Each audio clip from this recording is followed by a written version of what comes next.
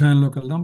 5 విభాగాలు ఉన్నటువంటి ఈ యొక్క 7వ అధ్యాయంలో మనము ఆ, 4వ విభాగంలో ఉన్నాం. 20 నుంచి 25 శ్లోకాలు ఉన్నటువంటి దేవతారాధకులు నిరాకారవాదుల గురించినటువంటి భగవానుడు చెప్పినటువంటి విషయాన్ని, దాని మీద శిలాప్రభుపాద వారి భాష్యాన్ని మనం అందరూ అర్థం చేసుకునేటువంటి ప్రయత్నం చేస్తూ ఉన్నాం అన్నమాట.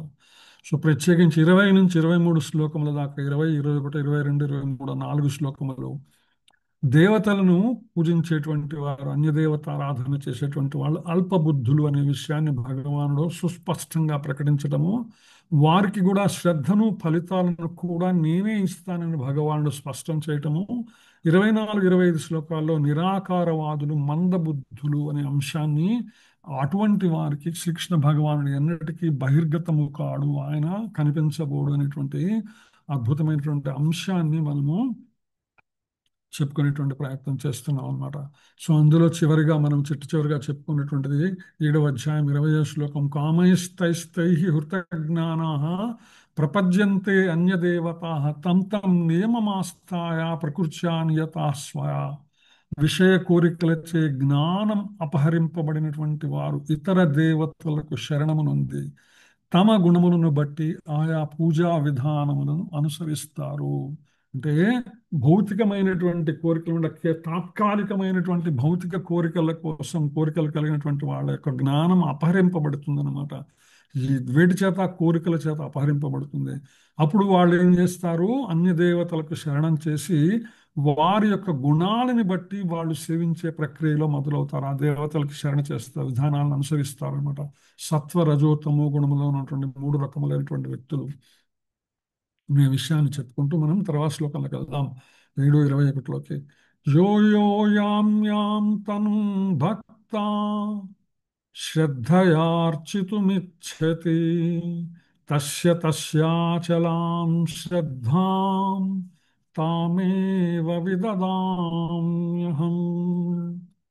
యో యో యాం యాం తనుం భక్తా శ్రద్ధయార్చితుమిచ్చతి తస్య తస్యాచలం శ్రద్ధాం తామేవ విదధామ్యహం. హరే కృష్ణ. ప్రభు చదువుతారా శ్లోకం మీనింగ్? ప్రభుజీ నేను చదవమంటారా? చదవండి మాతాజీ, యశోద మాతాజీ చదవండి. శ్లోకం కూడా చదువుతున్నాను ప్రభుజీ. శ్లోకం మీనింగ్ రెండు మాతాజీ. యో యో యాం యాం తనుం భక్తః శ్రద్ధయార్చితుమిచ్చతి తస్య తస్యాచలాం శ్రద్ధాం తమేవ విదద్యామ్యహం. హరే కృష్ణ. మీనింగ్ మాతాజీ కింద. నేను ప్రతివారి హృదయమునందు పరమాత్మ రూపున నిలిచియుందును. ఎ- ఎవరేని ఒక దేవతను పూజింప కోరినంతనే నేను అతని శ్రద్ధను స్థిరము చేసి ఆ దేవతకు అతడు భక్తుడగునట్లు చేయుదును. హరే కృష్ణ. ప్రణామం. హరే కృష్ణ. హరే కృష్ణ. ప్రభు చదువుతారా మీరు శ్లోకం మీనింగ్? హరే కృష్ణ ప్రభు. హరే కృష్ణ. యో యో యం యం తనుం భక్తః శ్రద్ధయార్చితుమిచ్చతి తస్యా తస్యాచలం శ్రద్ధం తమేవ విదదమ్యహం. నేను ప్రతివారి హృదయం నందు పరమాత్మ రూపమున నిలిచి ఉండును. ఎవరైనా ఒక దేవతను పూజింపకోరినంతగానే నేను అతని శ్రద్ధను స్థిరము చేసి ఆ దేవతకు అతడు భక్తుడవునట్లు చేయుదును. హరే కృష్ణ. హరే కృష్ణ. సో చంద్ర మాతాజీ ప్రభు చంద్ర అనే పేరుతో. హరే కృష్ణ. మీరు చదువుతారా మాతాజీ? ప్రభు ఎవరో తెలియదు. చంద్ర అనే పేరు. ఇంకెవరైనా? One more. హరే కృష్ణ. ప్రణామ్స్ గీత మాతాజీ ప్రభుజీ. చదవండి మాతాజీ. ప్రణామ్స్ ప్రభుజీ. యో యో యాం యాం తనుం భక్తః శ్రద్ధయార్చితుమిచ్చతి తస్య తస్యాచలాం శ్రద్ధాం తామేవ వివిధామ్యహం. నేను ప్రతివారి హృదయం నందు పరమాత్మ రూపమున నిలిచియుందును. ఎవరైనా ఒక దేవతను పూజింపగోరినంతనే నేను అతని శ్రద్ధను స్థిరము చేసి ఆ దేవతకు అతడు భక్తుడగినట్టు చేయుదును. Hare Krishna. Thank you Hare Prabhuji. Krishna. Thank you Mataji.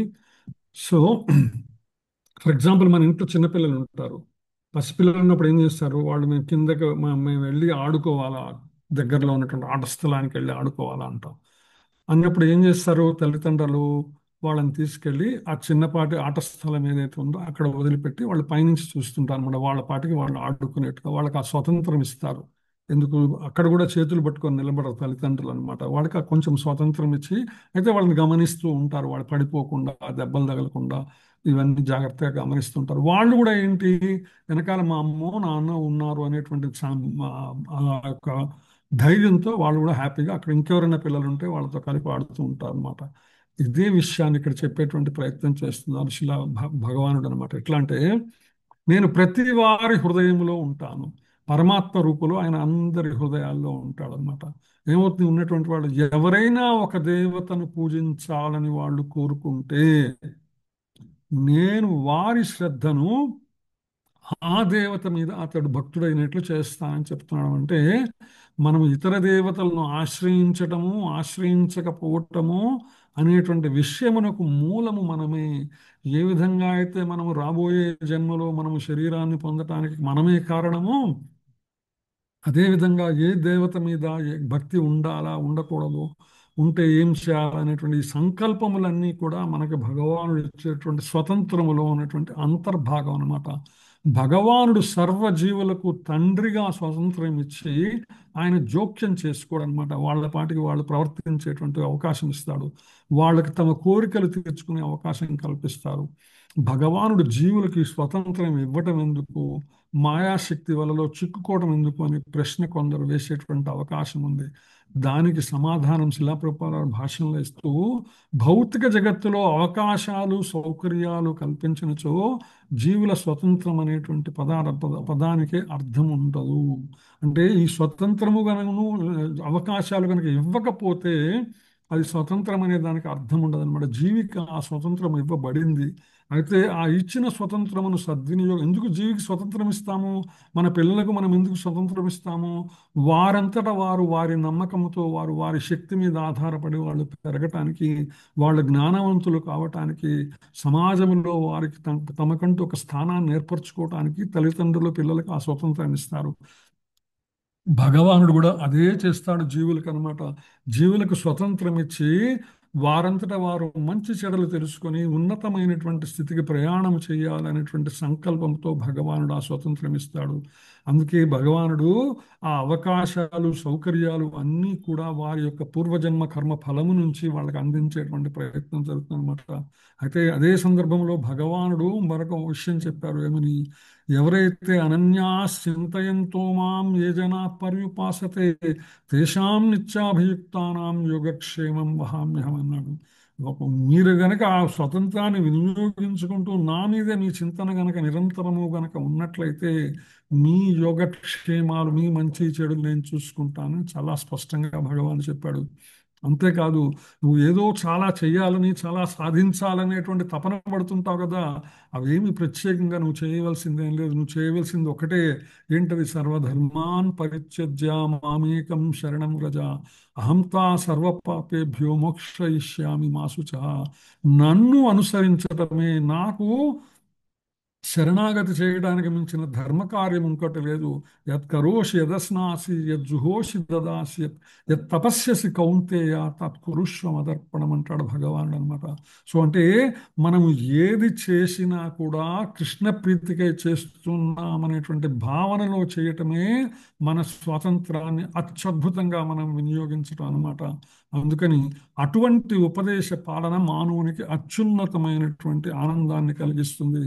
ఏంటా పాలన, యత్కరోషి యదస్నాసి యజ్జుహోషి దదాసి యత్ అనన్యాస్ చింతయంతో మాం సర్వధర్మాన్ పరిత్యజ్య. ఈ ఉపదేశాలను ఎప్పుడైతే మనము ఎటువంటి మొహమాటం లేకుండా, ఎటువంటి రిజర్వేషన్స్ లేకుండా సంపూర్ణముగా భగవత్ సేవలో నియుక్తులమవుతామో అంతకు మించినటువంటి ఉన్నతమైనటువంటి శరణాగతి మరొకటి లేదు. శ్రీకృష్ణ భగవానుని ఆధీనంలోని దేవతలు సైతం ఎటువంటి వరాలను కూడా ఇవ్వలేరు. భగవానుని ఆజ్ఞ లేకపోతే గడ్డిపోచ కూడా కలదనమాట. ఒక రోగి సూర్యుడిని పూజించాలని, విద్యను కోరేవాళ్ళు సరస్వతీ దేవిని పూజించాలని, అందమైన భార్యను కోరేవారు శివుని పత్ని అయిన ఉమాదేవిని పూజించాలని, వివిధ గుణముల కొరకు సంబంధిత దేవతార్చన చేయాలనేటువంటి ఉపదేశాలు శాస్త్రాల్లో చాలా ఉన్నాయి. కానీ ఇవి అన్నీ శాశ్వతమా అంటే కాదు. సర్వజీవుల సంకల్పములకు పరమాత్ముడైన శ్రీకృష్ణుడు ఎవరైతే ఉన్నారో వారి వారి కోరికలను, ఒకవేళ మనకి ఈ కోరికలు గనక ఉంటే దానికి మనల్ని స్థితం చేస్తాడు భగవానుడు అనమాట. మనకు ప్రేరణ కలిగిస్తాడు, ఆ మార్గంలో మనం వెళ్ళడానికి ప్రయత్నం చేస్తాడు. అయితే ఈ దేవతలందరూ కూడా భగవంతుని యొక్క విశ్వపు రూపములోని అంతర్భాగము మాత్రమే.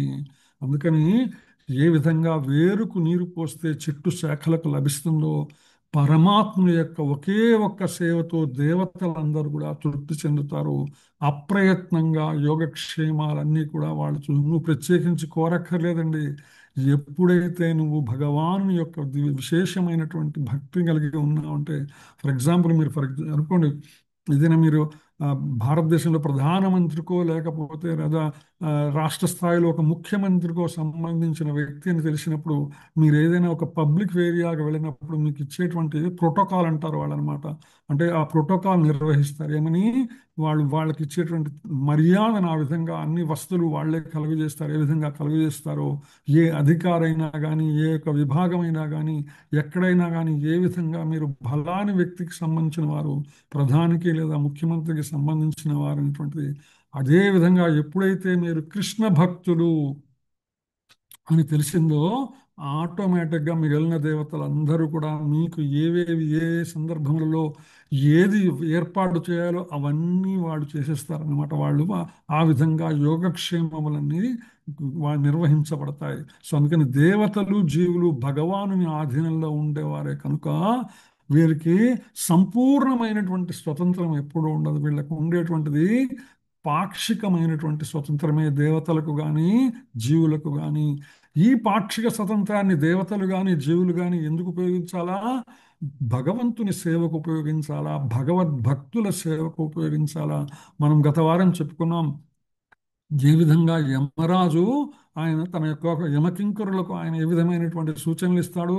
కృష్ణ భక్తుల జోలికి వెళ్ళొద్దు, కృష్ణ భక్తుల ఇంటికి వెళ్ళొద్దు, వాళ్ళని వింటే ఏ విధంగా అయితే మీరు వెళ్తారో, ఏ విధంగా అయితే గరుత్మంతుడిని చూసిన పాములు పారిపోయినట్టు వాళ్ళు అంత భయమైనటువంటి సిచ్యువేషన్ అన్నమాట వాళ్ళకి.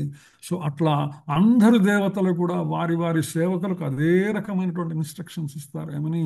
కృష్ణ భక్తులు ఎవరైతే ఉన్నారో వారిని సేవించటానికి మించినటువంటి మరొక ఉత్తమమైనటువంటి సేవ మరొకటి లేదు. భగవంతుని సేవ, భగవద్భక్తుని సేవ. మనం మహాభారత యుద్ధం చూసినా లేదా రామాయణం చూసినా ఎక్కడ చూసినా కానీ భగవద్భక్తులు అనేసరికి ఏ విధంగా వారికి ప్రకృతి కానీ, ప్రకృతిలో ఉన్నటువంటి దేవతలు కానీ ఎటువంటి సహాయం చేస్తారనేటువంటి విషయము మనకు అడుగడుగునా కనిపిస్తుంటుంది దేవతలతో కలిపి అన్నమాట. సో అందుకని భగవంతుణ్ణి ఆయన యొక్క పాదములు పట్టుకుంటే చాలు, వేరే కోరికలు లేకుండా ఆయన పాదములు అనమాట ఒక్కటే పట్టుకుంటే సర్వ విధములైనటువంటి ఏర్పాట్లు భౌతిక జగత్తులో ఉత్తమమైనటువంటి మన ఆధ్యాత్మిక పురోగతికి అవసరమైనటువంటి సకల సదుపాయములను కూడా దేవతలు చేస్తారు, భగవద్భక్తులు అందిస్తారు అనే విషయాన్ని ఇక్కడ మనకి మరొకసారి శిలాప్రూపాల వారి భాష్యం ద్వారా స్పష్టమవుతోంది. తర్వాత శ్లోకంలోకి వెళ్దాం. అందుకని ఏ విధంగా అయితే చెట్టు మూలమునకు వేర్లకి నీళ్లు పోస్తే మిగిలిన చెట్టు అంతా కూడా ఫలవంతం అవుతుందో, భగవంతుణ్ణి ఒక్కడిని అర్చించినందువలన మొత్తం సర్వదేవతారాధన కలుగుతుంది, సర్వ ఫలములు కూడా లభిస్తాయి. ప్రత్యేకంగా మనం వెళ్ళి అడగక్కర్లేదు, తమంతట తామే అవికి మనకి సమకూరుతాయి అనేటువంటి విషయాన్ని ఆ శ్లోకము ద్వారా, శిలాప్రూపాల వారి భాష్యం ద్వారా మనం అర్థం చేసుకునేటువంటి ప్రయత్నం చేద్దాం. తర్వాత సర్వశ్లోకాలకు వెళ్దాం. సతయా శ్రద్ధయా యుక్తః తస్యారాధనమీహతే లభతే చ తతః కామాన్ మయైవ విహితాన్ హితాన్. సతయా శ్రద్ధయా యుక్తః తస్యారాధనమీహతే లభతే చ తతః కామాన్ మయైవ విహితాన్ హితాన్. హరే కృష్ణ. ఇందాక చంద్ర ప్రభున మాతాజీన చంద్ర అనే పేరుతో లాగిన్ అయినారు. చదువుతారా మాతాజీ? ఓకే, నాగమణి మాత చదవండి మాతాజీ ప్లీజ్. హరే కృష్ణ ప్రభుజీ. హరే కృష్ణ చదవండి మాతాజీ. సతయా శ్రద్ధయా యుక్తః తస్యారాధనమీహతే లభతే చ తతః కామాన్ మయైవ విహితాన్ హితాన్. అట్టి శ్రద్ధను పొందిన వాడై మనుజుడు ఏదేని ఒక దేవతారాధనను చేపట్టి తద్వారా తన కోరికలను పొందును. కానీ వాస్తవమునకు ఆ వరములన్నీయును నా చేతనే ఇవ్వబడుచున్నవి. హరే కృష్ణ. హరే కృష్ణ. ఇంకెవరైనా వాలంటీర్స్ ప్లీజ్ హ్యాండ్ రైస్ చేయండి, పిలుస్తాం. హరే కృష్ణ. అందరూ పార్టిసిపేట్ చేయాలండి. హరే కృష్ణ ప్రభు. హరే కృష్ణ చదవండి మాతాజీ ప్లీజ్. హరే కృష్ణ. సతయా శ్రద్ధయా యుక్తః తస్యారాధనమీహతే లభతే చ తతః కామాన్ మయేవా విహితాన్ హితాన్. అట్టి శ్రద్ధను పొందినవాడై మనుషుడు ఏదేని ఒక దేవతారాధన చేపట్టి తద్వారా తన కోరికలను పొందును. కానీ వాస్తవమునకు ఆ వరములన్నీయును నా చేతనే ఇవ్వబడుచున్నవి. Hare Krishna. Thank you Prabhuji. Hare Krishna Mataji. So next Indira అమ్మ చదువుతారా? ఇందిరా మాతాజీ. ఓకే. సో అందరు ఉన్నారనుకుంటున్నాను నేను, బహుశా ఆన్ చేసి లెటర్నే వెళ్ళిపోయినారు తెలియదు. హరే హరే కృష్ణ. కృష్ణ ప్రభు. చదవను. చదవండి మాతాజీ. ఇందిరా మాత చదవండి మాతాజీ. ప్రణామాలు ప్రభుజీ. హరే కృష్ణ. హరే కృష్ణ. శ్లోకం మీనింగ్ చదవండి మాతాజీ. అక్షరమ్మ.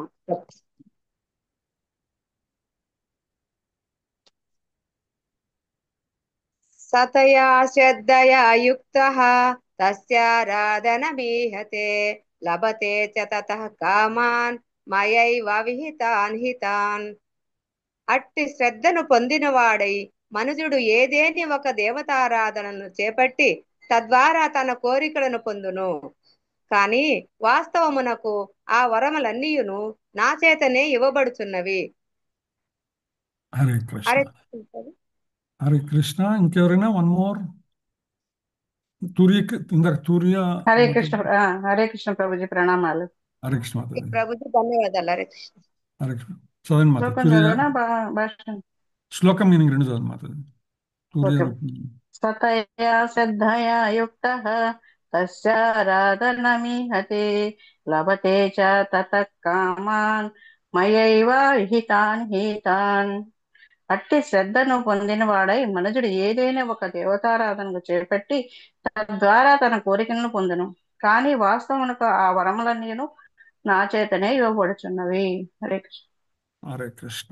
సో అంత ముందు శ్లోకాల్లో ప్రభు మళ్ళీ నెక్స్ట్ శ్లోకం చదువురాను ప్రభు. రాజమౌళి ప్రభు. హరే కృష్ణ. హరే కృష్ణ. సో పిలుస్తాను ప్రభు. ఓకే. సో అంత ముందు శ్లోకాల్లో భగవానుడు ఏం చెప్పాడు? మనిషికి, జీవికి భౌతికమైనటువంటి అశాశ్వతమైనటువంటి కోరికలు కలిగినప్పుడు దేవతలను ఆశ్రయించాలనేటువంటి సంకల్పం వాళ్ళకి కలుగుతుంది. ఎప్పుడైతే వాళ్ళకి ఆ సంకల్పం కలిగిందో నేను ఆ దేవతల మీద వాళ్ళకి మనస్సును స్థిరం చేస్తాను, వాళ్ళ వాళ్ళు ఆ దేవతలను ఆరాధించేట్టుగా చేస్తాను. ఎప్పుడైతే ఆ దేవతలను వాళ్ళు ఆరాధించారో వాళ్ళు ఆ భక్తులకి ఆ యొక్క కోరికలను తీరుస్తారు. కానీ ఆ కోరికలు ఎలా వాళ్ళు తీరుస్తారు అంటే ఇక్కడ చెప్తున్నారు అనమాట. అట్టి శ్రద్ధను పొందిన వాడే మనుషుడు ఏదైనా ఒక దేవతారాధనను చేపట్టి తద్వారా తన కోరికలను పొందుతాడు. కానీ వాస్తవమునకు ఆ వరములన్నీయును నా చేతనే ఇవ్వబడుతున్నాయి అనే విషయాన్ని భగవానుడు స్పష్టం చేస్తున్నమాట. అంటే దేవతలందరూ కూడా ఏవైనా వరములు ఇస్తున్నా కూడా ఆ వరములను ఫైనల్ గా ఎవరు గ్రాంట్ చేస్తారంటే భగవానుడు, శ్రీకృష్ణ భగవానుడు ద్వారానే మరి సాధ్యమవుతుంది అనమాట. ఫర్ ఎగ్జాంపుల్ మనం ఏదైనా ఒక ఆఫీస్కి వెళ్ళాం, మనం ఆఫీస్కి ఏదైనా పని మీద వెళ్ళినప్పుడు భౌతిక ప్రపంచంలో వెళ్ళినప్పుడు మనకి ముందుగా కౌంటర్ దగ్గర ఒకరు ఉంటారన్నమాట. ఆఫీస్ ముందు భాగంలో మనకి ఏదైనా అవసరమైనటువంటి కాగితాలు వాళ్ళు ఇస్తారు. వాళ్ళు కాగితాలు మనకి ఇస్తారు. ఇచ్చినప్పుడు ఆహా చాలా సంతోషపడతాం, మీరు ఇచ్చారు మా కాగితాలు అనుకుంటాం. కానీ ఈయన ఎవరో మహానుభావుడు నాకు ఈ కాగితం ఇచ్చాడు, మనకి ఏదైతే అవసరం ఉందో దానికోసం వెళ్ళిన కాగితం అనమాట. కానీ వాస్తవానికి ఆ కాగితాన్ని సంతకం పెట్టేది ఎవరు? లోపల ఎవరో ఒక అధికారి ఉంటాడు, ఆయన మనకు కనపడ్డు.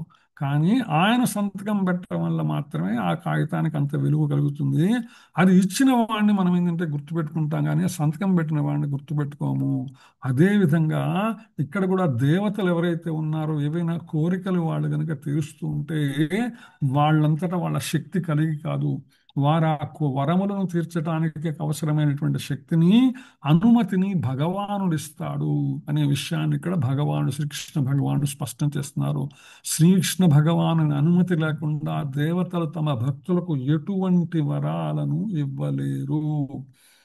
ఆ విషయం మనం మర్చిపోయినా కూడా దేవతలు మర్చిపోరు. ఎందుకంటే ఆ కాగితం మీద సంతకం పెడితేనే ఆ కాగితానికి విలువ, కానీ లేకపోతే ఆ సంతకం పెట్టనటువంటి కాగితానికి ఎటువంటి విలువ లేదు. అదేదో ఒక సినిమాలు చూసామంటే, ఎవరైనా దేవాలయం కట్టడానికి ఒక ఆయన దగ్గరికి వస్తారు, వచ్చి వాళ్ళు, స్వామి మేము ఆలయం కడుతున్నాను, మీరు ఏదైనా మంచి దానం చేయాలంటే తప్పకుండా చేస్తానని చెప్పి ఒక చెక్ ఇస్తాడు వాళ్ళకి అనమాట. చెక్ ఇస్తే దాని మీద సంతకం పెట్టకపోతే వాళ్ళు అడుగుతారు, ఇదేంటండి సంతకం పెట్టలేదు, నేను సంతకం పెడితే నా పేరు తెలిసిపోతుంది, అందుకని నా పేరు తెలియకుండా ఉండాలంటే నేను సంతకం పెట్టను అంటాడు అనమాట. అంటే వాడికి ఇచ్చే ఉద్దేశం లేదని. సో అందుకని సంతకం పెట్టని చెక్కు ఏ విధంగా అయితే చెల్లదో, ఆ అధికారి పెట్టని కాగితం ఏ విధంగా అయితే దానికి విలువ లేదో, దేవతలు కూడా అంతేనమాట. అందుకని వాళ్ళు మర్చిపోలేరు. ఎందుకంటే ఆ సంతకం పెట్టించుకోవాలి, భగవంతుని చేత పెట్టించుకుంటేనే వాళ్ళు ఏదైనా వరం ఇవ్వగలరు అనమాట. అందుకని వాస్తవానికి దేవతార్చన తద్వారా ఇష్టసిద్ధి అనేవి దేవతల వలన కాదు, ఆ భగవానుని కృప వలననే కలుగుతాయి. కానీ మనం గుర్తించము అనే విషయాన్ని ఇక్కడ చెప్తున్నాం. అంటే మనము తెర వెనుక ఏమి జరుగుతుందో మనం గుర్తించము, కానీ తెర ముందు జరిగేదే వాస్తవం అనుకుంటూ ఉంటాం మనం అనమాట. సో ఎప్పుడు కూడా మానవుడు అటువంటి భ్రాంతిలో ఉంటారు. ఇదే భ్రాంతి అంటే వేరే ఏం కాదు, మాయ అనేటమాట. అల్పజ్ఞుడైనటువంటి జీవుడు ఈ విషయాన్ని తెలుసుకోలేడు కనుక మూర్ఘంగా అతడు కొద్దిపాటి లాభం కోసం దేవతలను ఆశ్రయిస్తాడు. వాళ్ళు ఏం చేస్తారు? భగవంతుడి దగ్గరికి వెళ్తారు. ఎప్పుడైతే వాళ్ళు ప్రీతి చెందారో భగవంతుడి దగ్గరికి వెళ్తారు, ఆయన అనుమతిస్తే అప్పుడు వచ్చి తీసుకొచ్చి మనకి ఇస్తారనమాట. కానీ వాస్తవానికి వాళ్ళకంతటా వాళ్ళకి ఇచ్చేటువంటి శక్తి లేదు. శుద్ధ భక్తులు మాత్రం అన్నిటికీ ఆ భగవాన్ని ప్రార్థిస్తారు. సంకల్పం కూడా అక్కర్లేదండి, ఏం చేయాలా ఏం అక్కర్లేదు. భగవంతుని నామస్మరణ, అదే కదా ఆయన చెప్పింది, అనన్యాశ్చింతయంతో మాం ఏ జనాః పర్యుపాసతే తేషాం నిత్యాభియుక్తానాం యోగక్షేమం వహామ్యహం. ఎవరైతే నా అనన్యమైనటువంటి చింతనలో ఉంటారో వారి అవసరములన్నీ కూడా ఆయనే అప్రయత్నంగా తీరుస్తాడు. దానికోసం మళ్ళా మనం వెళ్ళి ఆయన అడగాల్సిన పని కూడా లేదనమాట. అందుకని సాధారణంగా జీవుడు తన కోరికలను పూర్తి చేసుకోవడానికి ఆతృత కలిగి ఉంటారు. అందుకోసము ఇక్కడ వెళ్తే మనకు పని అయిపోతుందేమో, వీళ్ళ దగ్గరికి వెళ్దామనేటువంటి ప్రయత్నం చేస్తారనమాట. జీవుడు తనకు అర్హత లేని దాన్ని కోరినప్పుడు భగవానుడు తీర్చకపోతే ఆ విధంగా జరుగుతుంది. కానీ దేవతలను ఆశ్రయించినందువల్ల తీరుతుందా? అర్హత లేకుండా ఏది తీరదండి. అందుకని మొదటిది అనన్య చింతన చేసినందువల్ల అర్హత లేకపోయినా కూడా పొందేటువంటి అవకాశం ఉంది. ఎందుకని? సర్వధర్మాన్ పరిత్యజ్య మామేకం శరణం వ్రజ అహం త్వా సర్వ పాపేభ్యో మోక్షయిష్యామి మా శుచః. మన పాపములన్నిటినీ తొలగించగలిగినటువంటి శక్తి భగవంతుడికి ఒక్కడికే ఉన్నది. కాబట్టి ఎప్పుడైతే ఆయనను శరణాగతి చేశామో, ఒకవేళ మనము దానికి క్వాలిఫై కాకపోయినా కూడా మన యొక్క శరణాగతి విశుద్ధమైనప్పుడు భగవానుడు మనల్ని కూడా పరిగణిస్తాడనే విషయం అక్కడ స్పష్టమవుతుందన్నమాట. అందుకని శ్రీ చైతన్య చరితామృతంలో ఒక విషయం గురించి శిలా ప్రభుపాదుల వారి భాష్యంలో ప్రస్తావిస్తూ, ఒకవైపు ఆదిదేవుడైనటువంటి శ్రీకృష్ణును అర్చిస్తూ వేరొక వైపు భోగవాంఛలు కోరుకోవటము విరుద్ధ కోరికలను కలిగినటువంటిది అనేటువంటి రెండు చోట్ల అప్లికేషన్ పెట్టడం లాంటిది అనమాట. అంటే ఇటు నుంచి డైరెక్ట్గా ఇండైరెక్ట్గా అటు వెళ్తుంది ఇటు వెళ్తుంది. సో అవసరం ఏమీ లేదండి అంత అనుకుని. కృష్ణునికి చేసేటువంటి భక్తియుత సేవ దేవతలకు చేసేటువంటి సేవ సమానమైనటువంటివి కాదు, ఎప్పటికీ లేవు కూడా. ఎందుకంటే ఇది ఇండైరెక్ట్ పరోక్ష పద్ధతి, అది ప్రత్యక్ష పద్ధతి. అనే విషయం అన్నమాట. అందుకని భగవద్ధామం చేరాలనుకుంటే జీవునికి ఈ విషయ కోరికలు కనుక మనం కోరుకుంటే అవి కూడా భగవానుడు తీర్చేటువంటి అవకాశం ఉంది. కానీ అది మన ఆధ్యాత్మిక పురోగతికి అడ్డంకులుగా మారిపోతాయన్నమాట. అదే విషయాన్ని శిలా ప్రభుపాద చెప్తారు. అంటే ఎప్పుడైతే భౌతికమైనటువంటి కోరిక కోరుకున్నామో ఆ కోరిక తీరంగానే మనం ఏం చేస్తామో పర్లేదు వెంటనే భగవానుడు తీర్చేశాడే, సో మరింక ఉన్నతమైనటువంటిది కోరుకుందాము. మళ్ళా ఈ భౌతికమైనటువంటి అశాశ్వతమైనటువంటి విష వలయంలో మనం పడిపోయేటువంటి అవకాశం ఉన్నది. కాబట్టి భక్తులైనటువంటి వారు భగవంతుని సంపూర్ణ శరణాగతి కోరుకున్నటువంటి వాళ్ళు తీసుకున్నటువంటి వాళ్ళు భగవంతుని దివ్యధామమును చేరటం అనేటువంటి అంతిమ లక్ష్యము తప్ప మరే ఇతరమైనటువంటిని ఆశించరు. ఆశించకపోయినా భగవానుడు అప్రయత్నముగా వారికి అవకాశాలను కూడా కలిగిస్తారు అనే విషయం మనం తెలుసుకోవాలి. అందుకని అల్పులు భగవానుని భక్తి సహిత సేవలో నిలవటానికి బదులుగా భౌతిక జగత్తుకు చెందిన దేవతల పూజకే ప్రాధాన్యత ఇస్తారు. ఎందుకంటే తెర ముందు కనిపించేదే వాళ్ళని మాయలో నెట్టేస్తుంది, కానీ తెర వెనక కనిపించేది ఏ విధంగా వాళ్ళకి ఆ దృష్టికి రాదు.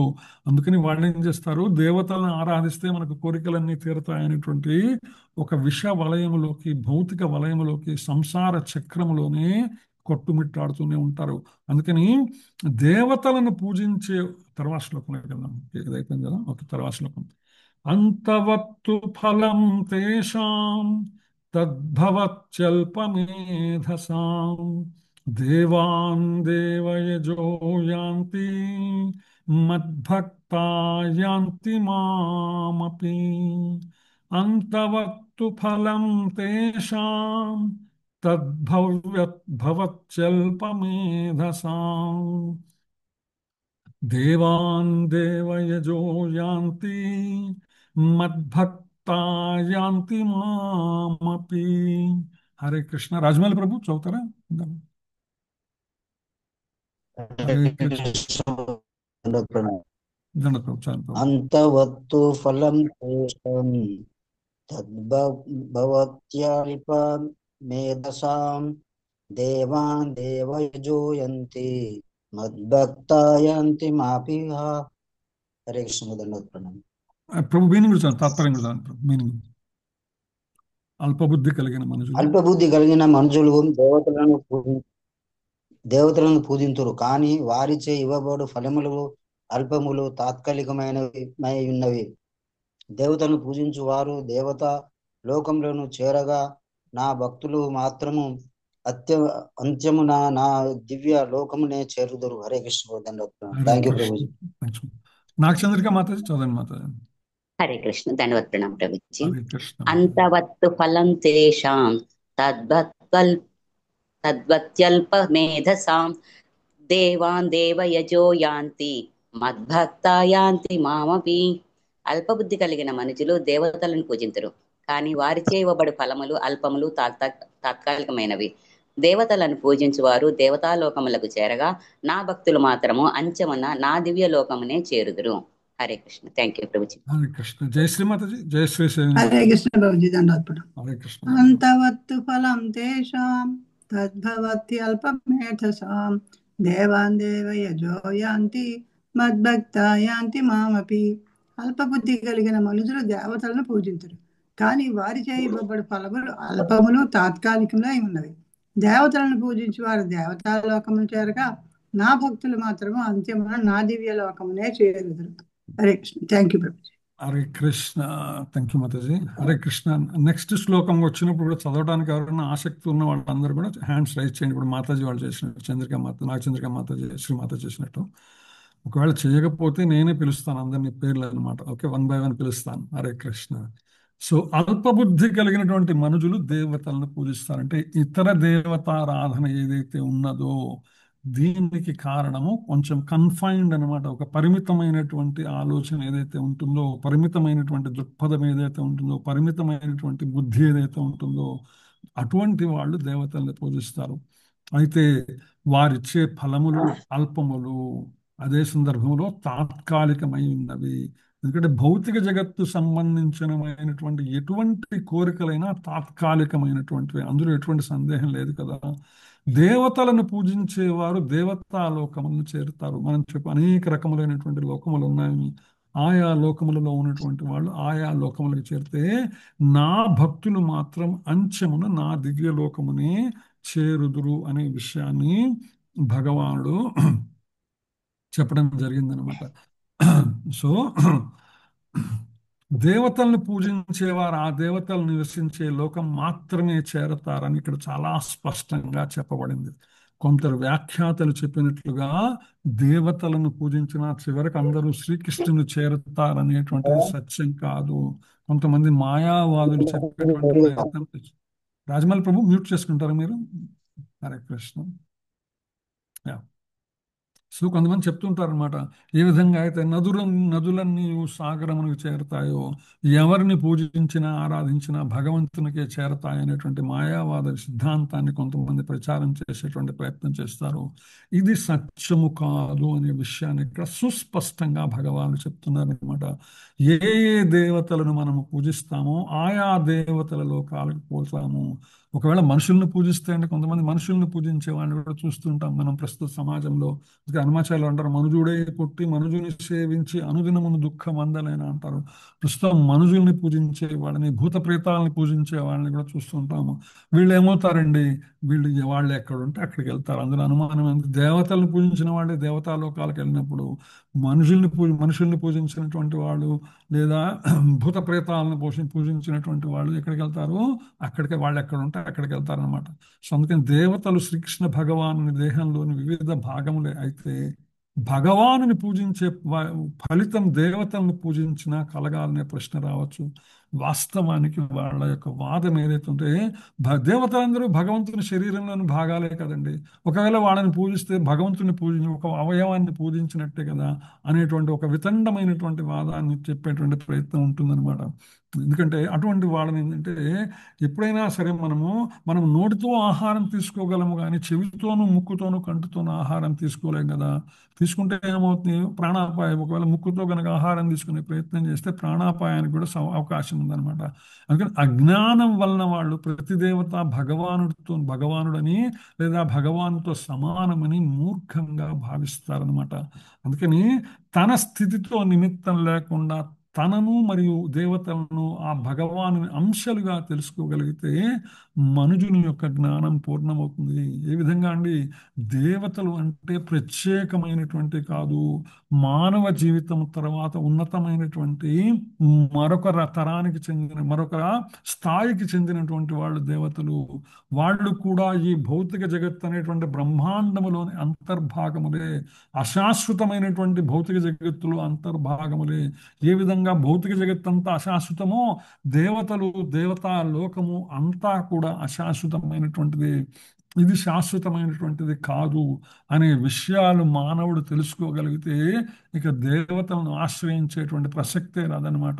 దేవతలు వాళ్ళని పూజించేవారు సర్వం అశాశ్వతం కనుక దేవతల యొక్క వరములచే కలిగే ఫలితాలు కూడా అశాశ్వతం అనే విషయాన్ని మనం మర్చిపోకూడదు అనమాట.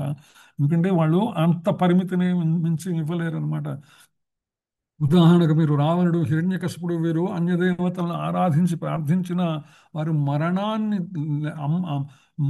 అమృతత్వాన్ని వాళ్ళు ఇవ్వలేకపోయారు. మీకు మరణం లేకుండా చేయలేమని సుస్పష్టంగా వాళ్ళకి వరం ఇచ్చినటువంటి విషయం మనకి రామాయణంలో కానీ లేదా ప్రహ్లాద చరిత్ర హిరణ్యకశిపుని యొక్క పురాణములలో కానీ ఇవన్నీ మనకు అర్థమవుతుంది. ఎందుకంటే మరణము లేకుండా శాశ్వతత్వాన్ని వాళ్ళు ఎప్పుడు ఏ దేవతలు కూడా ఇవ్వలేరు.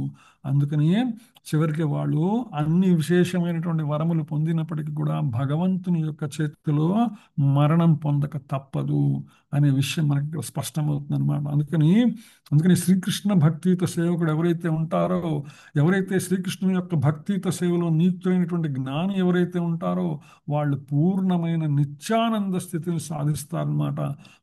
వారు పొందేటువంటి లాభాలు సామాన్య దేవతార్చకులు పొందే లాభాల కన్నా భిన్నముగా ఉంటాయి. భౌతిక పరముగా ఉండవు, ఆధ్యాత్మిక పరముగా ఉంటాయి.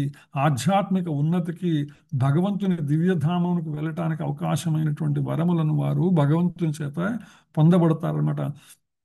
అదే సందర్భంలో భగవానుడు కూడా చెప్పాడు, నేను నా మీద ఎవరైతే ఆసక్తి కలిగి ఉన్నారో నేను వారి మీద విశేషమైన ఆసక్తిని ప్రకటిస్తాననేటువంటి విషయం అన్నమాట. అందుకని భగవానుడు తన శుద్ధ భక్తుల వైపు చూపే కరుణ ఏదైతే ఉన్నదో అది అపారమైన కరుణను ఆయన ప్రసరిస్తాడు. తద్వారా శ్రీకృష్ణ భక్తియుత సేవకుడు ఎవరైతే ఉన్నారో వారు భగవంతుని యొక్క దివ్య ధామమునకు తప్పక చేరగలరు అనే అంశాన్ని ఆ శ్లోకంలో మనకు అర్థమవుతుందన్నమాట. అది చెప్పుకుంటూ తర్వాత శ్లోకంలోకి వెళ్దాం. అవ్యక్తం వ్యక్తిమాపన్నం మన్యంతే మామ బుద్ధయః పరం భావమజానంతో మామవ్యయం అనుత్తమం. అవ్యక్తం వ్యక్తిమాపన్నం మన్యంతే మామ బుద్ధయః పరం భావమజానంతో మామవ్యయం అనుత్తమం. హరే కృష్ణ. సరోజన నంగునూరి సరోజన మాతాజీ చదువుతారా?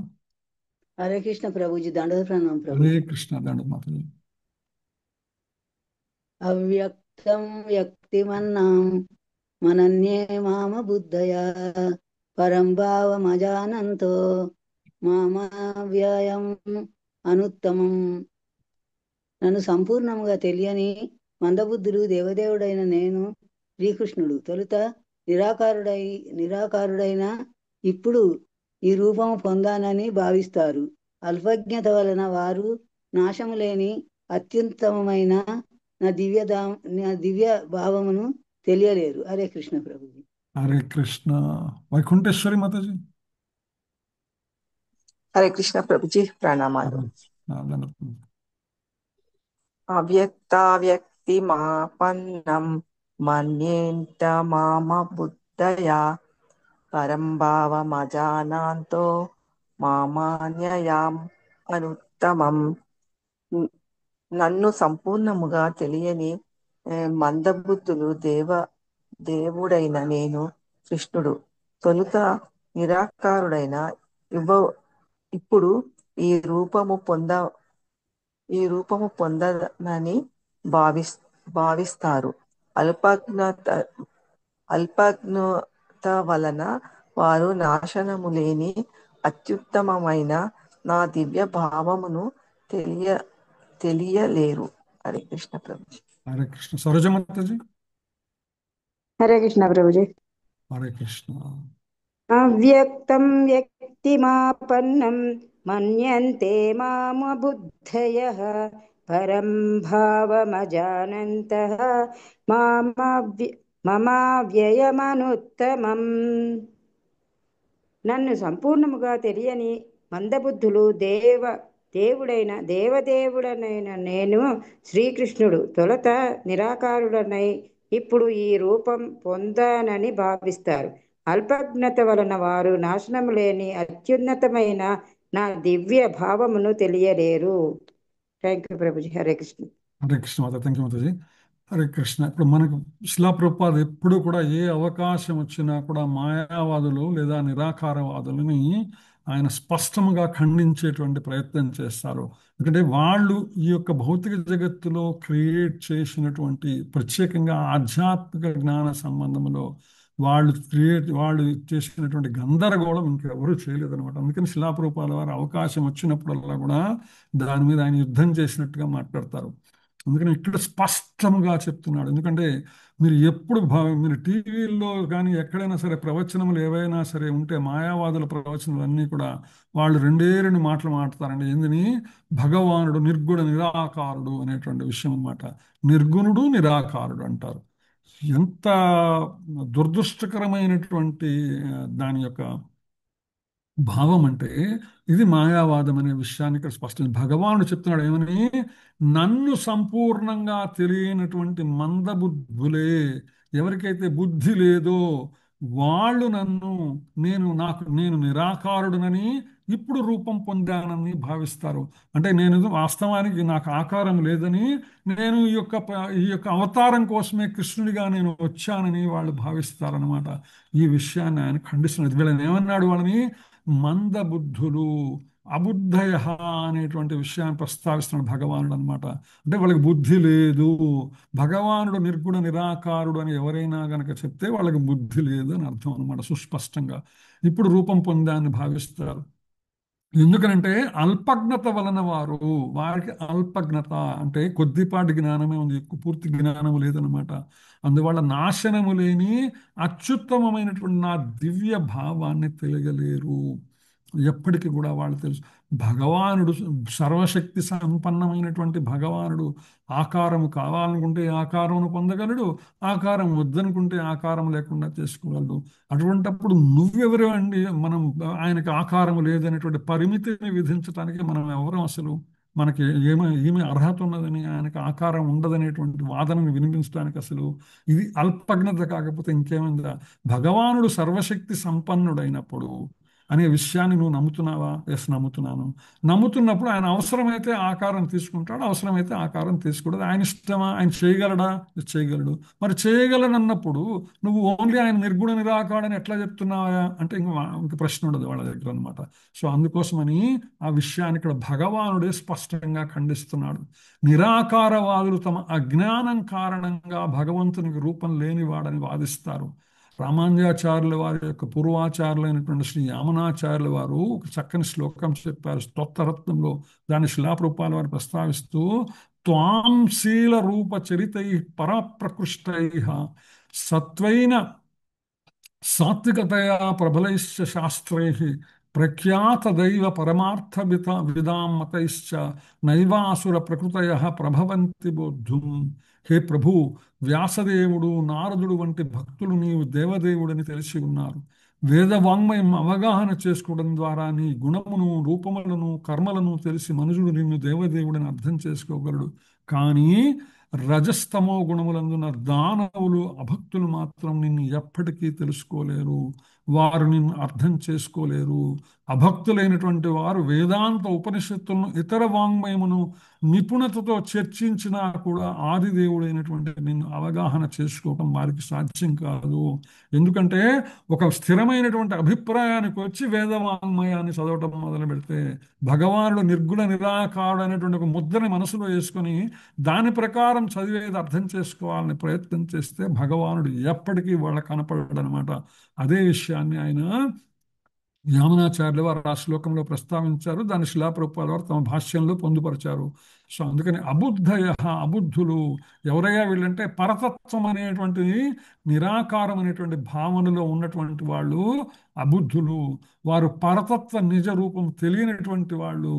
బ్రహ్మ సంహితలో చెప్పినట్టు శ్రీకృష్ణుని గురించి తెలియటం కేవలం ఆయన కరుణతోనే సాధ్యమవుతుంది.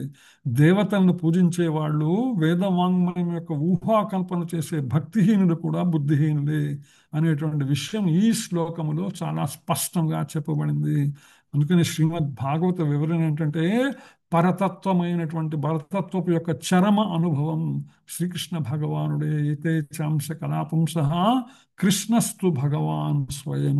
బ్రహ్మసంహితలో ఈశ్వర పరమః కృష్ణ సచ్చిదానంద విగ్రహ సచ్చిదానందమైనటువంటి రూపము కలిగినటువంటి వాడు.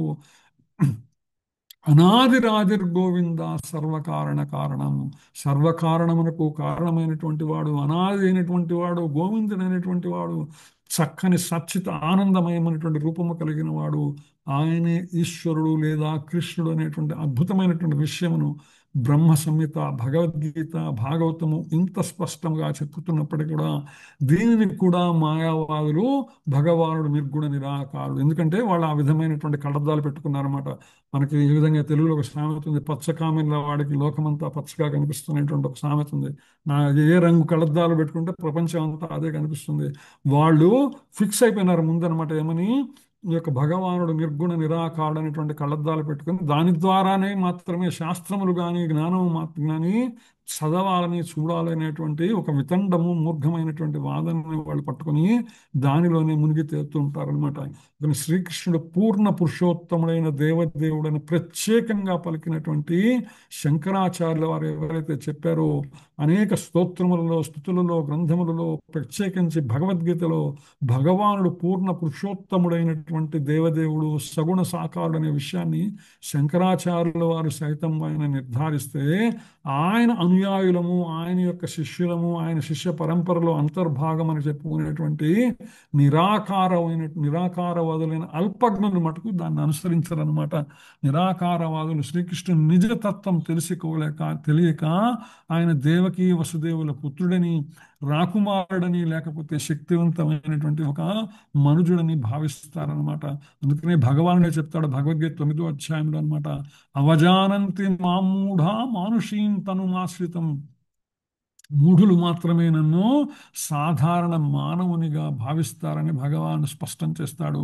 శ్రీమద్ భాగవతం 10వ స్కందంలో కూడా 14వ అధ్యాయంలో బ్రహ్మస్తుతులు అంతర్భాగంగా అథాపి తే దేవ పదాంబుజద్వయ ప్రసాదలేశానుగృహీత ఏవహి జానాతి తత్వం భగవన్మహిమ్నోన చాన్య ఏకోపి చిరం విచ్ఛిన్వన్ అంటారు అన్నమాట బ్రహ్మ. హే ప్రభు, నీ చరణ కమలముల కరుణ లేశమాత్రము లభించినను మనుజుడు నీ గొప్పతనాన్ని అర్థం చేసుకోగలడు. కానీ నిన్ను అవగతం చేసుకోవటానికి ఊహాగానం చేసేటువంటి వాళ్ళు సంవత్సరముల కొలది వేదాధ్యయనం చేసినా కూడా నిన్ను తెలుసుకోలేరు అనేటువంటి విషయాన్ని బ్రహ్మగారే స్పష్టం చేశాడు. ఎవరు బ్రహ్మగారు? సాక్షాత్తు వేదములు ఎవరైతే చెప్పారో ఆయనకి వేదములు చెప్పారు. సాక్షాత్తు భగవానుడు చెప్పినటువంటి వేదములు ఏవైతే ఉన్నాయో, ఏవి బ్రహ్మ ముఖము ద్వారా భౌతిక జగత్తులోకి వచ్చాయో, అటువంటి వేదములు దేనికోసం ఉద్దేశించబడ్డాయో, వేదైశ్చ సర్వైరహమేహ వేద్యో అని భగవానుడు చెప్పినట్టు వేదములు భగవంతుని తెలుసుకోవటము, భగవద్ అనుభూతిని పొందటం కోసము ఉద్దేశించబడినట్టు వేదములను కూడా చదివి అందులో కూడా భగవానుడు నిర్గుణ నిరాకారుడు అనేటువంటి కళ్ళద్దాలు తీయటానికి మాత్రం వాళ్ళు ఎప్పటికీ ఇష్టపడరు. ఎవరు వాళ్ళు? భగవానుడు నిర్గుణ నిరాకారుడు అనేటువంటి భౌతిక జగత్తు మాయా అనేటువంటి మాయావాదులు అనే విషయాన్ని ఇక్కడ శిలా ప్రభుపాద మరొకసారి స్పష్టం చేస్తున్నారు. అలాగే బ్రహ్మ స్పష్టం చేస్తున్నారు, భగవానుడు కూడా స్పష్టం చేస్తున్నారు మన భగవద్గీతలో. ఆ భగవానుని కేవలం భక్తితో మాత్రమే మనకు అర్థమవుతాడు. హరే కృష్ణ కృష్ణ కృష్ణ హరే హరే, హరే రామ రామ రామ హరే హరే అనేటువంటి మహామంత్ర జపం కీర్తనతో ప్రారంభమై కృష్ణ భక్తి రస భావనలో మనుజుడు సంపూర్ణముగా ఎప్పుడైతే నిమగ్నమవుతాడో అప్పుడు మాత్రమే దేవదేవుడు మన భౌతికమైనటువంటి కనులకు ఉన్నటువంటి భౌతిక పొరలన్నీ కరిగిపోతాయి. హృదయం మీద ఉన్నటువంటి మాలిన్యం అంతా తొలగిపోతుంది. ఏ విధంగా అయితే మురికి పట్టిన అద్దములో మనము కనిపించమో, ఆ మురికి ఎప్పుడైతే శుభ్రం చేతో దర్పణం అర్జునం అన్నప్పుడు ఎప్పుడైతే ఆ యొక్క దర్పణము మీద మాలిన్యము, హృదయ మాలిన్యం ఎప్పుడైతే తొలగిపోయిందో, కంటికి కట్టుకున్నట్లే భౌతికమైనటువంటి మాయా పొరలు తొలగిపోతాయో అప్పుడు భగవద్ దర్శనం అవుతుంది అనమాట. అందుకని చారాస్వామి అంటారు కీర్తనలో, తిరుమలలో స్వామివారిని చూస్తూ తెరతీయగరాదా, నాలోని మత్సరమను తెరతీయగరాదా అంటారు.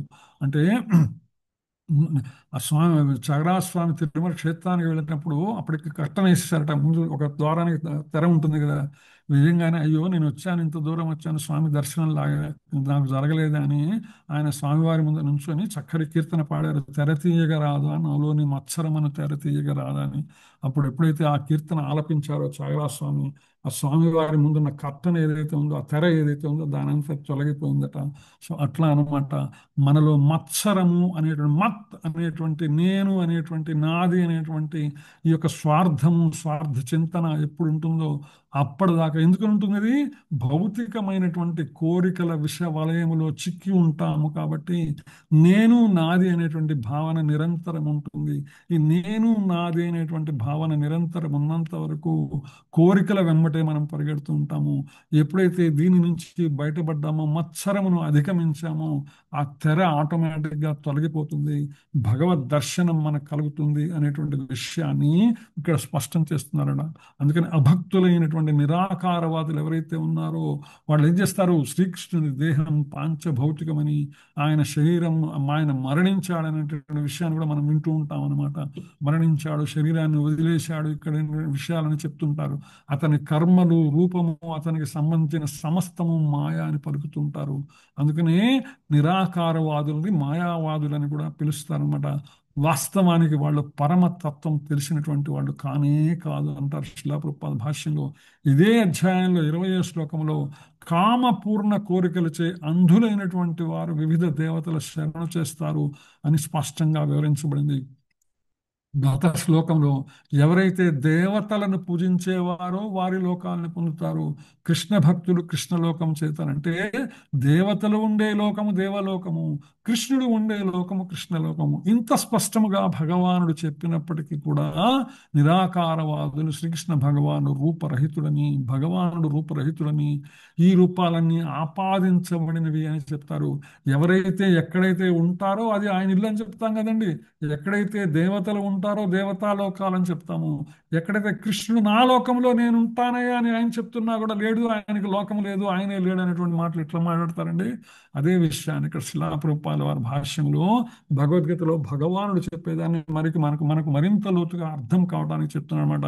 అందుకనే శ్రీకృష్ణ భగవానుడు సగుణ సాకారుడు. నిశ్చయంగా దేవతలు కానీ శ్రీకృష్ణ భగవానుడు కానీ నిరాకారులు కానీ కాదు. వారందరికీ కూడా రూపం ఉన్నది. దేవదేవుడైనటువంటి శ్రీకృష్ణుడు తన స్వీయ లోకములో ఉన్నట్లే దేవతలు కూడా తమ లోకాలను కలిగి ఉన్నారు. ఎవరి రెసిడెన్షియల్ అడ్రస్ వాళ్ళకు ఉన్నదండి. పరతత్వం రూపము లేదని, రూపం అనేది ఆపాదించబడినటువంటి ఈ మాయావాదం ఏదైతే ఉందో ఇది సత్యము కాదు అనేటువంటి విషయం ఈ శ్లోకములో విస్పష్టముగా కళ్ళకు కట్టినట్లుగా భగవంతుని చేతనే చెప్పబడింది. శ్రీకృష్ణుడు సచ్చిదానంద విగ్రహుడు, నిత్యత్వము, జ్ఞానము, ఆనందపూర్ణము అనేటువంటి విషయం భగవద్గీత ద్వారా కూడా మనకి స్పష్టంగా తెలుస్తుంది అనే విషయాన్ని శిలా ప్రభుపాదుల వారు చాలా స్పష్టంగా ఈ యొక్క శ్లోకంలో చెప్తున్నమాట. అందుకని పరతత్వం సహజంగా ఆనందమయోభ్యాసాత్ అనంత కళ్యాణ గుణములకు నిధి అని వేదములు కూడా ధృవపరుస్తున్నాయి. వేదములు కూడా భగవానుడు, పరతత్వమైనటువంటి భగవానుడు సచ్చిదానందమయుడు అనేటువంటి విషయాన్ని సుస్పష్టం చేస్తున్నాయి. అంతేకాదు భగవానుడు ఏం చెప్పాడు? తాను అజుడు, ఆయన అవతరిస్తాను అని భగవానుడు శ్రీకృష్ణ భగవానుడు భగవద్గీతలో స్పష్టం చేశాడు. ఈ సత్యాలన్నిటినీ కూడా మనం భగవద్గీత ద్వారా అవగాహన చేసుకుంటే కానీ భగవంతుని యొక్క సగుణ సాకార తత్వ రహస్యము, భగవంతుని యొక్క సగుణ సాకార పరతత్వ భావన, భగవంతుని యొక్క సగుణ సాకార అవగాహన మనకు కలగదు అనే విషయాన్ని శిలాప్రభుపాదులు ఇదే శ్లోకములో మనకి సుస్పష్టంగా చెప్పేటువంటి ప్రయత్నం చేశారనమాట. అది తెలుసుకుంటూ మనం తర్వాత శ్లోకంలోకి వెళ్దాం. నాహం ప్రకాశః సర్వస్య యోగమాయా సమావృతః మూఢోయం నాభిజానాతి లోకో మామజమవ్యయం. నాహం ప్రకాశః సర్వస్య యోగమాయా సమావృతః మూఢోయం నాభిజానాతి లోకో మామజమవ్యయం. హరే కృష్ణ. ఇప్పుడు దాకా చదవని వాళ్ళు ఎవరైనా సరే వాలంటరీ ప్లీజ్ చదవని వాళ్ళు నేను ట్రై చేస్తాను ప్రభు. ట్రై చేయండి మాతాజీ. హరే కృష్ణ. నాహం ప్రకాశ సర్వస్య యోగమాయా సమావృతః మూఢోహం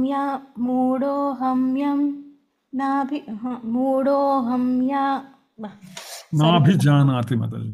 మూఢోయం నాభిజానాతి లోకో మామజమవ్యయం. ట్రాన్స్లేషన్ ట్రై చేస్తాను ప్రభు, తప్పులు ఉంటే కరెక్ట్ చేయండి. బై శ్రీల ప్రభుపాద్. జై శ్రీ. ఇంగ్లీష్ చదవండి మాతాజీ, ఇంగ్లీష్ తెలుగు కష్టమైతే. నో ప్రాబ్లం ప్రభు. మూఢులకు మరియు అజ్ఞానులకు నేనెన్నడూను వ్యక్తము కాను, వారికి నేను నా అంతరంగ శక్తిచే కప్పబడి ఉందును. తత్కారణముగా వారు నేను అజుడని, నాశనం లేనివాడని తెలియలేరు. హరే కృష్ణ. హరే కృష్ణ. Thank you Mataji. బాగా చదివారు మాతాజీ. హరే కృష్ణ. ఇంకెవరైనా any two more please. Prabhuji. Hare Krishna. చదవని వాళ్ళు ఎవరైనా చదవండి మాతాజీ. హరే కృష్ణ ప్రభుజీ. మాతాజీ చదవండి మాతాజీ. ప్రణామ్స్ ప్రభు. నాహం ప్రకాశ సర్వస్య యోగో మాయా సమావృతః మూఢోయం నాభిజానాతి లోకోయం అజమవ్యయం. ట్రాన్స్లేషన్ బై ఏసీ భక్తివేదాంత స్వామి ప్రభుపాదకి జై. మూఢులకు మరియు అజ్ఞానులకు నేనెన్నడూను వ్యక్తము కాను, వారికి నేను నా అంతరంగ శక్తిచే కప్పబడి ఉందును. తత్కారణంగా వారు నేను అజుడునని, నాశము లేనివాడినని తెలియరు. కరెంట్ పోయింది.